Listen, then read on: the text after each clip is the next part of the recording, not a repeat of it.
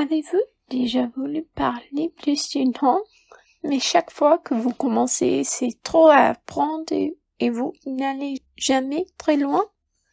Croyez-moi, je comprends.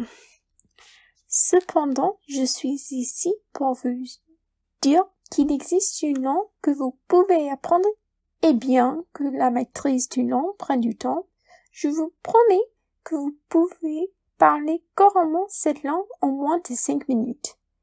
De quelle langue est-ce que je parle? La langue qui régit les affaires mondiales. La langue des relations internationales. R-E. O-C-E-D-I-M-F-W-H-O-W-T-O.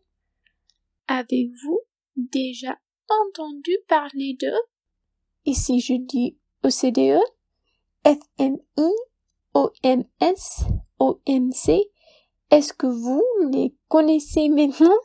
Tous, certains d'entre eux, aucune. Ce ne sont là que quelques-uns des mots et acronymes qui régissent ma vie académique et professionnelle. En tant qu'étudiante en relations internationales, certains mots souvent utilisés en interne ne se traduisent pas pour le grand public.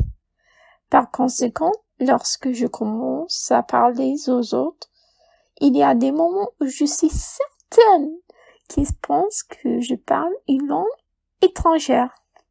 Et quand, en plus, je commence à parler en français, eh bien, disons simplement, les résultats sont toujours amusants. OCDE signifie Organisation de coopération et de développement économique, qui est une organisation composée de pays membres pour le progrès économique et la promotion du commerce. Celui-ci est facile à retenir si l'on considère la lettre O comme représentant l'Occident, car l'organisation est composée presque entièrement des pays occidentaux. Comme vous l'avez compris maintenant, la terminologie des relations internationales comprend de nombreux acronymes, assez pour faire de la soupe à l'alphabet. Ajoutez à cela le fait qu'il change d'une langue à l'autre et vous obtenez une recette pour la confusion.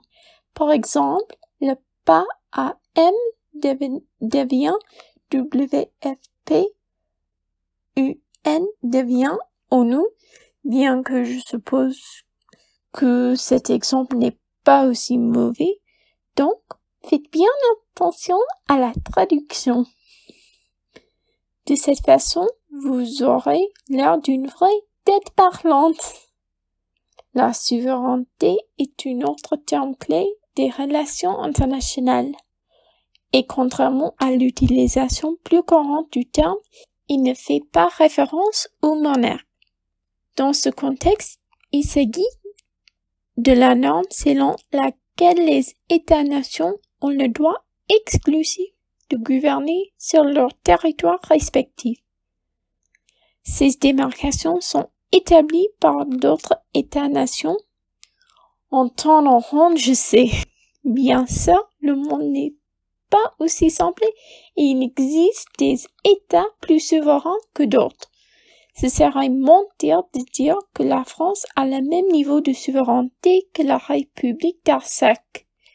Ne vous inquiétez pas si vous n'avez jamais entendu parler de la République d'Artsakh, j'ai dû la chercher aussi.